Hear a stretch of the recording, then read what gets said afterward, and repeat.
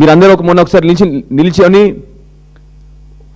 ఒక బీజేపీ శాసనసభ్యుడు ఏమీ అనకపోయినా కేవలం వ్యంగ్యంగా మాట్లాడినందుకే ఇందిరమ్మ గురించి మీరందరు నిల్చొని ఆ రోజు ఆ శాసనసభ్యుని పట్ల మీరందరూ కూడా ఖండించినారు. మేము కూడా ఖండిస్తాం. ఎవరైనా వ్యంగ్యంగా మాట్లాడినా పెద్ద గొప్ప నాయకుల గురించి మాట్లాడినప్పుడు మేమందరం కూడా సమర్థిస్తాం.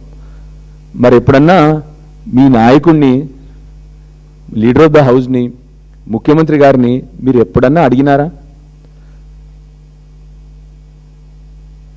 ఇవాళ మీరందరూ కూర్చున్న తెలంగాణ రాష్ట్రంలో సాధించిన నాయకుడు, 60 ఏళ్ల సుదీర్ఘ పోరాటం తర్వాత 14 ఏళ్ళు మలిదశ పోరాటం చేసి తెలంగాణ సాధించిన నాయకుడు, దేశంలోనే